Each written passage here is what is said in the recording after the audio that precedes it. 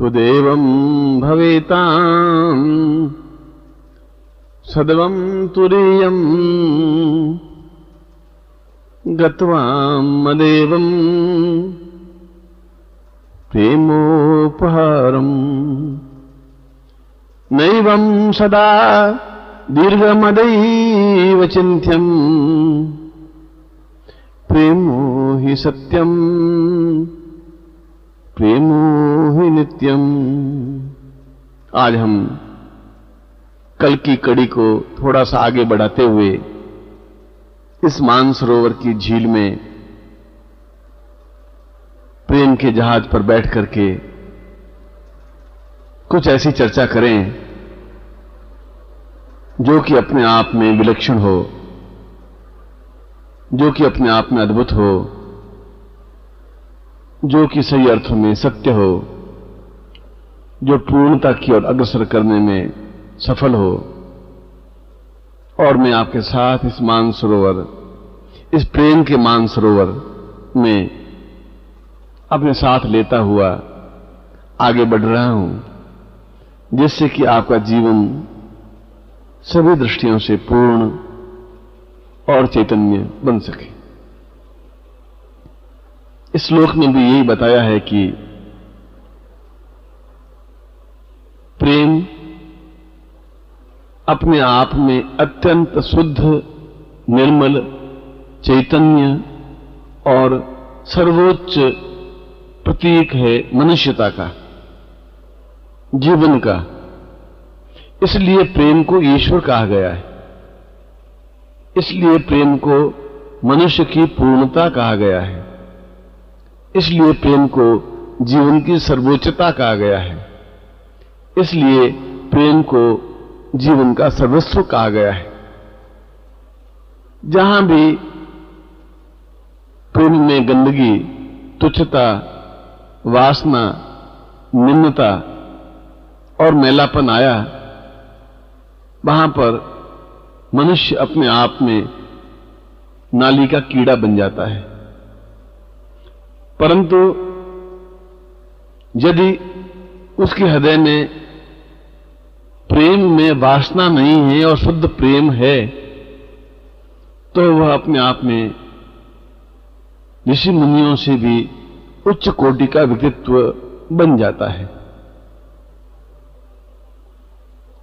वास्तव में ही ये जीवन एक ठूंठ है, एक सूखा हुआ पेड़ है, जिसमें न हरी कौंपले हैं, न गुनगुनाते हुए पत्ते हैं, न झूमती हुई डालियां हैं, न इस पेड़ पर कोयल कूक रही है, न इस पेड़ के नीचे कोई छाया है। और अगर यह सब नहीं है तो निश्चय ही वह ठूंठ है, और ठूंठ व्यक्ति कोई काम नहीं आ सकता है। वह तन करके खड़ा रहता है मूर्ख की तरह, और या तो गिर जाता है, समाप्त हो जाता है, या फिर बिना किसी को सहायता पहुंचाए हुए अपने आप में एक मरे हुए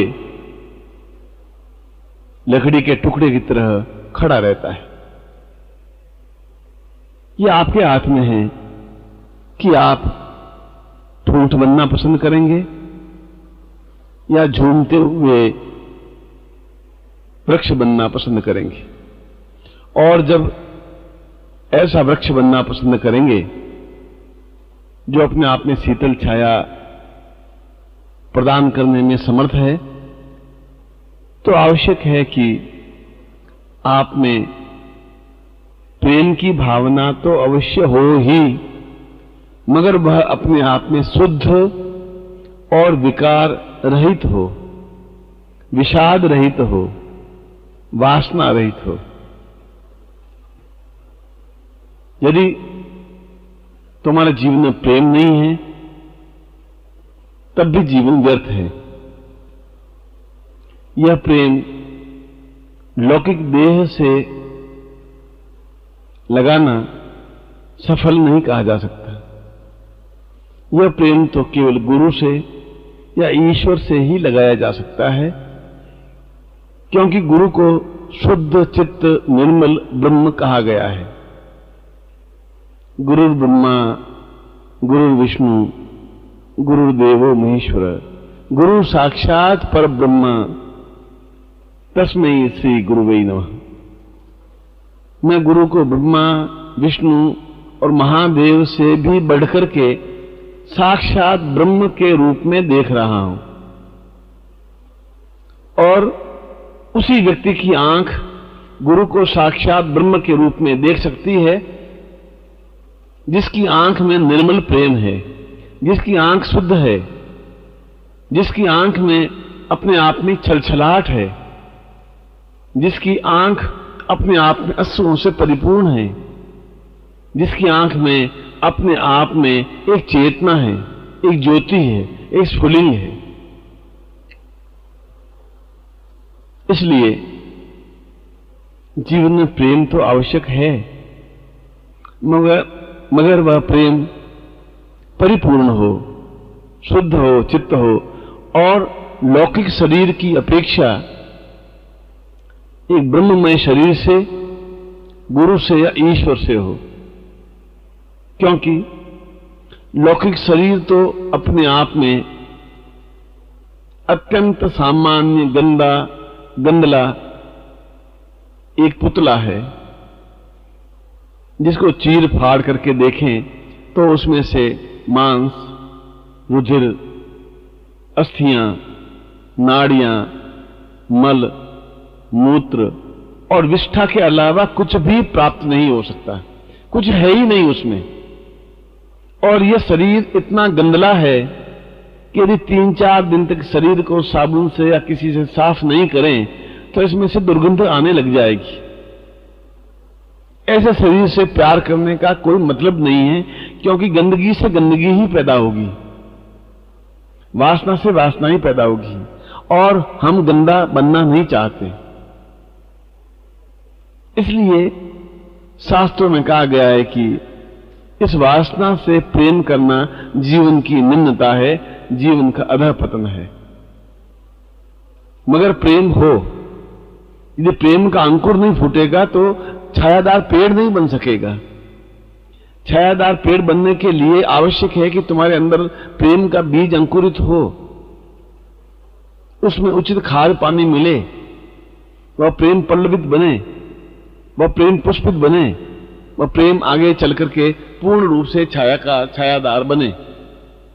मगर ऐसा प्रेम अपने आप में निर्विकार हो, और ये निर्विकार तब हो सकता है जब वह व्यक्ति अपने आप को, अपने गुरु को ढूंढ करके गुरु के पास पहुंचे। और प्रत्येक व्यक्ति का कोई न कोई गुरु इस संसार में है ही। आवश्यकता है कि या तो शिष्य अपने गुरु को ढूंढे और पाले, या शिष्य अपने शिष्य को, या गुरु अपने शिष्य को ढूंढ करके उसको अपने सीने से लगा ले। क्योंकि यदि गुरु पैदा हुआ है तो शिष्य भी पैदा हुआ ही है। आवश्यकता है दोनों के बीच में गैप, एक अंतर की, कि शिष्य कहां है, गुरु कहां है। यह पता नहीं है कि किस शिष्य का कौन सा गुरु है। मगर शिष्य, गुरु को पता है कि मेरा शिष्य कहां पर है, और वह अपने आत्मा की किरणों के माध्यम से, आत्मा की लहरों के माध्यम से, आत्मा की तरंगों के माध्यम से उसको आवाहन करता है, बुलाता है, अपने पास बैठाता है, और वह फिर विषय वासना किया और भाग जाता है। फिर गुरु उसके पास बिठा करके उसको शुद्ध करने की कोशिश करता है, और फिर वह पत्नी के प्रेम में फंस जाता है, फिर किसी स्त्री के प्रेम में फंस जाता है, फिर धन के प्रेम में फंस जाता है, फिर लोभ के प्रेम में फंस जाता है, और फिर उठ करके दूर हो जाता है।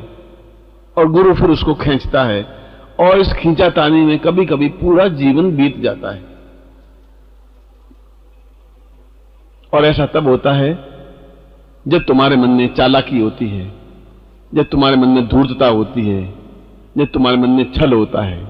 क्योंकि यह धूर्तता, यह छल तुम्हारा नहीं है। तुम जब पैदा हुए तो अपने साथ लेकर के नहीं आए थे, ये उन रुधिर के कण हैं जो माता पिता के द्वारा तुम्हें प्राप्त हुए हैं। वे कण कभी कभी अपने आप में अत्यंत उत्तेजित हो जाते हैं और तुम्हें छलमय बना देते हैं, तुम्हें वासनामय बना देते हैं, तुम्हें दुर्गंध युक्त बना देते हैं। और उनको दूर करने की क्रिया, उनको हटाने की क्रिया केवल गुरु ही कर सकता है। इस पृथ्वी पर दूसरा कोई है ही नहीं।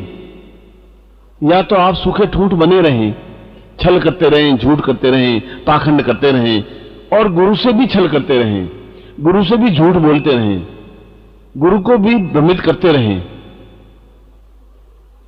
मैं गुरु बिल्कुल दोनों आंखों से बस सब कुछ देखता रहता है, शिष्य के क्रियाकलापों को, शिष्य के छल को, शिष्य के झूठ को, शिष्य के पाखंड को, बस समझते हुए भी मौन है।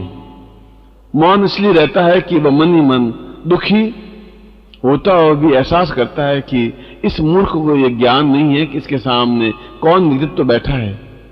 यह ऐसा छल और झूठ करके और अपने पाप की गठरी अपने सिर पर और बढ़ा ही रहा है।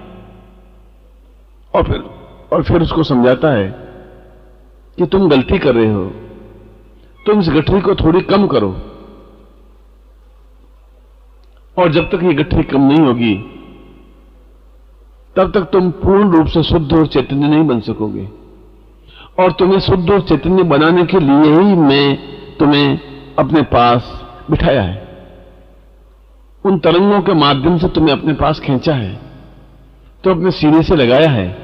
मगर तुम हो कि छिटक करके दूर भाग रहे हो, तुम हो कि तुम मुझसे भी छल कर रहे हो, तुम हो कि तुम मुझसे भी झूठ बोल रहे हो, तुम हो कि तुम मुझे भी अपने आप में भ्रमित कर रहे हो।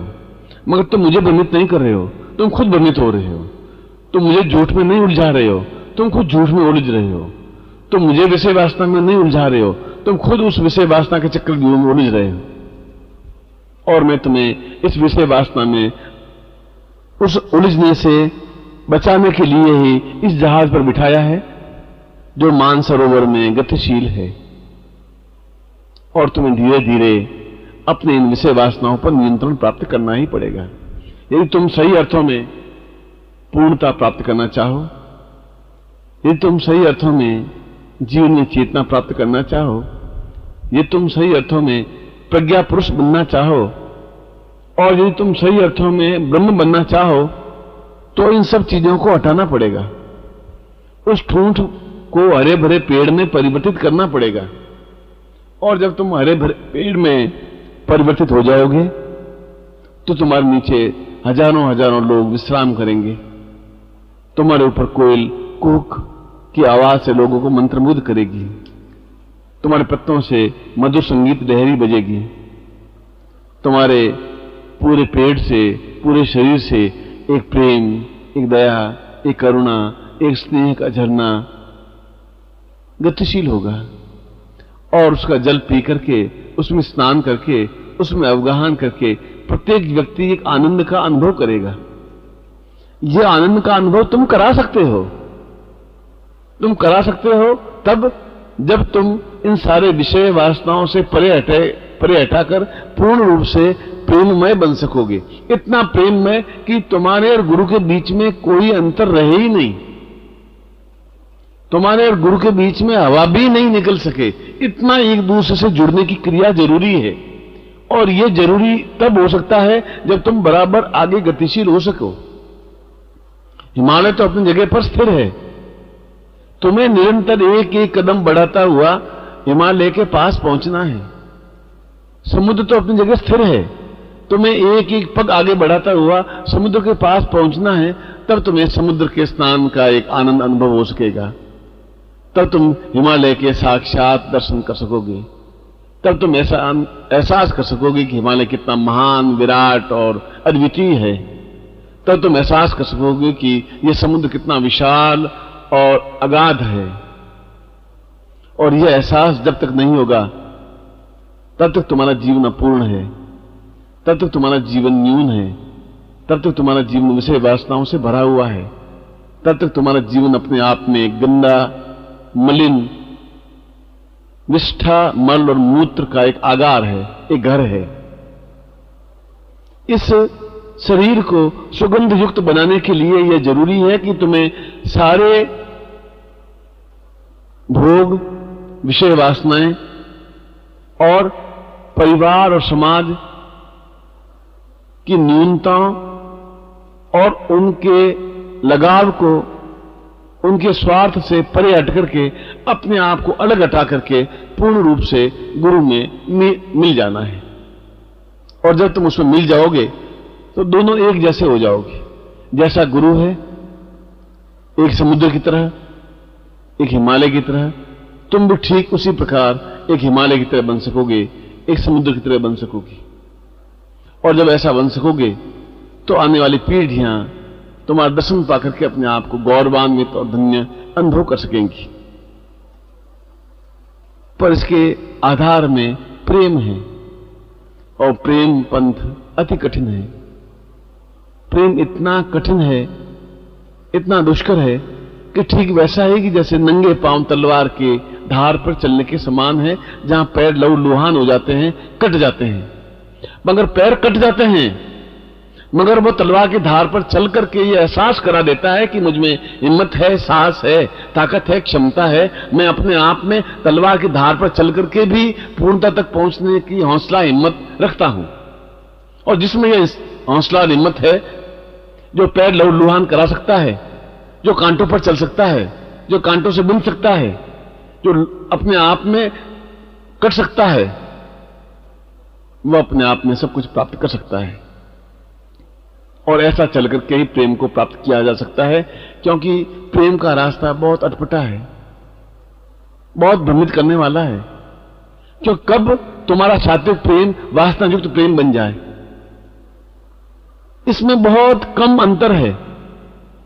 इस अंतर को ध्यान में रखने के लिए जरूरी है कि तुम अपने हृदय में निरंतर गुरु को स्थापित किए रहो, गुरु मंत्र का सतत जप करते रहे, निरंतर गुरु मंत्र तुम्हारे जिह्वा से उच्चारित होता रहे। और जब हृदय में गुरु स्थापित होंगे तब दूसरा कोई स्थापित हो ही नहीं सकता। हमें दूसरा किसी को स्थापित करना ही नहीं है। मैं गुरु का हूं, गुरु मेरे हैं, क्योंकि मुझे गुरुमय बनना है, क्योंकि मुझे छायादार पेड़ बनना है, क्योंकि मुझे समुद्रवत बनना है, क्योंकि मुझे हिमालयवत बनना है, क्योंकि मुझे प्रज्ञा पुरुष बनना है, क्योंकि मैं जीवन में सर्वोच्चता प्राप्त करना चाहता हूं, क्योंकि मैं संपूर्णता प्राप्त करना चाहता हूं। और यही जीवन का सत्य है कि तुम उस पूर्णता को प्राप्त कर सको। और यह पूर्णता प्रारंभ प्रेम से होती है।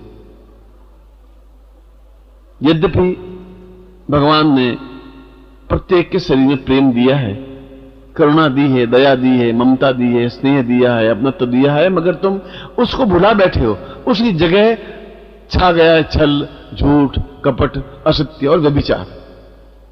अब दोनों में से कोई एक रह सकता है। या व्यभिचार रह सकता है, या शुद्ध प्रेम रह सकता है, या क्रोध रह सकता है, या करुणा रह सकती है, या लोभ रह सकता है, या निर्विकार चित्त रह सकता है, या अहंकार रह सकता है, या अपने आप में पूर्णतः शुद्ध चैतन्यता रह सकती है। यह तुम्हारे हाथ में है कि तुम अपने हृदय में क्या स्थापित करना चाहते हो। और यह तुम्हारा प्रश्न है कि मैं किस प्रकार से इन विकारों को दूर करके इन उच्च कोटि के गुणों को अपने हृदय में स्थापित करूं। तो उसके लिए मैंने तुम्हें बताया है कि तुम्हें और तुम्हारी जिह्वा निरंतर गुरु मंत्र का उच्चारण करती रहे, अजपा जाप होता रहे, क्योंकि अजपा जाप के माध्यम से ही आप उस जगह पहुंच सकते हैं जो अपने आप में ध्यान है, जो अपने आप में धारणा है, जो अपने आप में समाधि है, जो अपने आप में खुमारी है, जो अपने आप में नशा है, जो अपने आप में पूर्णता के डूबने की क्रिया है। क्योंकि वह मंत्र निरंतर तुम्हारे हृदय में मन में उच्चारित होता हुआ उन सारे सद्गुणों को ठीक उसी प्रकार से दूर कर देगा जिस प्रकार से घर की गृहिणी, नौकरानी घर के आंगन को बुहार करके और सारी गंदगी को उठा करके बाहर फेंक देती है। वह मंत्र निरंतर तुम्हारे मन के अंदर की गंदगी को, तुम्हारे हृदय के अंदर की गंदगी को बुहार करके बाहर फेंकती रहेगी।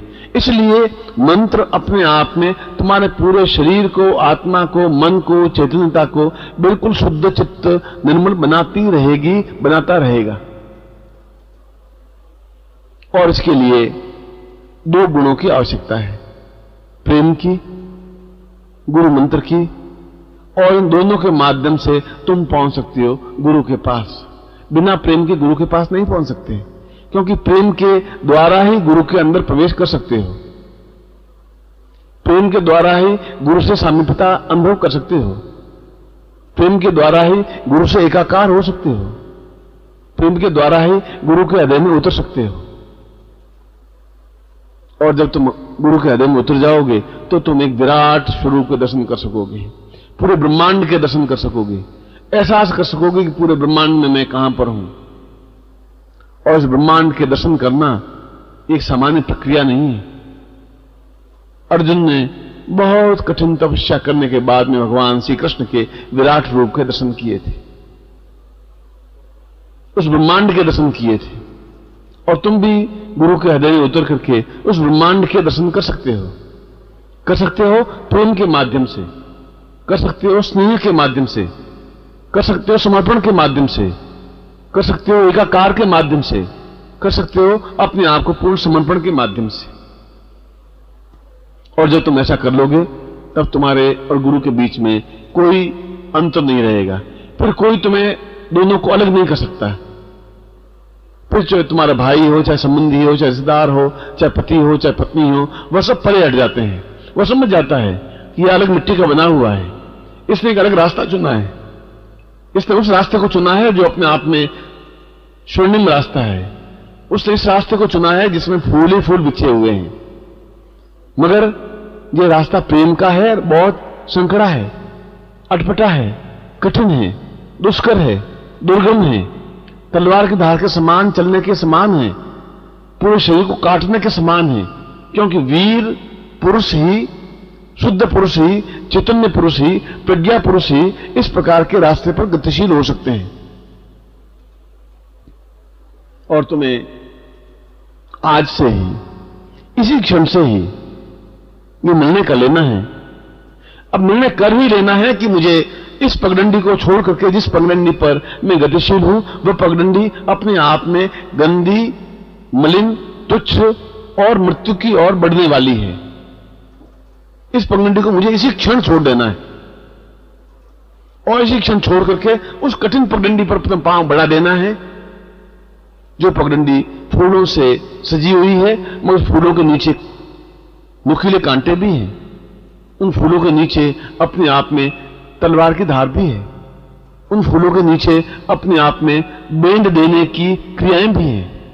मगर वीर पुरुष घबराते नहीं हैं, उस पर पांव बढ़ा ही देते हैं, क्योंकि वह पगडंडी मृत्यु की ओर नहीं, अमृत्यु की ओर बढ़ती है। और शास्त्र की उक्ति को चरितार्थ कर देती है, मृत्योर माम अमृतम गमयः। मैं मृत्यु से अमृत्यु की ओर बढ़ूं। असदो माम सद्गमयः, मैं असत्य से सत्य की ओर उन्मुख हूं। और तुम असत्य से सत्य की ओर बढ़ने के लिए इसी क्षण से निर्णय करना पड़ेगा, इसी क्षण से संकल्प लेना होगा, इसी क्षण से विचार करना पड़ेगा, इसी क्षण से एकदम उस पगडंडी को छोड़ के उस पगडंडी पर बढ़ना पड़ेगा। गुरु का हाथ पकड़ करके, उसकी उंगली पकड़ करके निरंतर गतिशील होना पड़ेगा। तब गुरु समझ सकेगा कि यह अपने आप में एक सही पुरुष है, सही मनुष्य है। जिस क्षण जिस गुरु को, जिस शिष्य को मैंने छोड़ दिया था, वह शिष्य मुझे वापस मिल गया है। और तुम भी अपने आप में गर्वोन्नत भार लेकर के बढ़ सकोगे कि मैं उस गुरु को वापस प्राप्त कर लिया है, जो पिछले जीवन में गुरु मुझसे छूट गया था।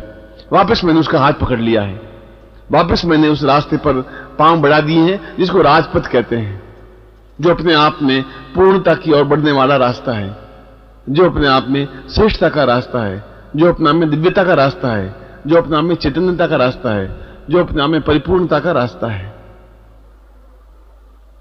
मैं तुम्हारे साथ में हूं इस राजपथ पर निरंतर आगे बढ़ाने के लिए, इस राजपथ को पूर्णता की ओर अग्रसर करने के लिए और तुम्हें मंजिल तक पहुंचाने के लिए, मानसरोवर के इस छोर से उस छोर तक पहुंचाने के लिए मैं तुम्हारे साथ में हूं, हर क्षण, हर पल।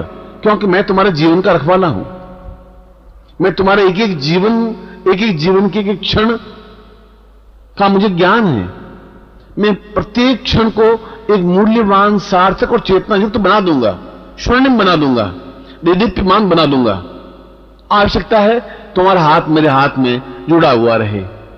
आवश्यकता है तुम मेरे आज्ञा के अनुसार बराबर इस रास्ते पर गतिशील बने रह सको। आवश्यकता है इस घर के माया मोह, पत्नी पुत्र बंधु बांधव रिश्तेदारों को छोड़ करके केवल और केवल और केवल गुरु के हाथ को पकड़ना है, और गुप्त अंधेरी रात में भी गुरु जहां ले जाए वहां चलना है। क्योंकि इस रास्ते पर क्यों का कोई प्रश्न उठता ही नहीं, प्रश्न नहीं पूछा जाता है। मैं कहां चलना है यह प्रश्न नहीं पूछा जाता, क्यों चलना है यह प्रश्न भी नहीं पूछा जाता है, क्या फायदा होगा यह प्रश्न भी नहीं पूछा जाता है। केवल यही कि यह शरीर अपने आप में गंदला है, मैला है, मल मूत्र विष्ठा से भरा हुआ है, इसको शुद्ध स्वर्णिम दिव्य चेतना युक्त तो सुगंधमय बनाना है। और इसीलिए इस मलिन देह को मैं आपको सौंप रहा हूं। गुरुदेव, इस देह को अपने आप में निर्मल बना दीजिए, चेतना युक्त बना दीजिए, सुगंधमय बना दीजिए, दिव्य बना दीजिए, अद्वितीय बना दीजिए।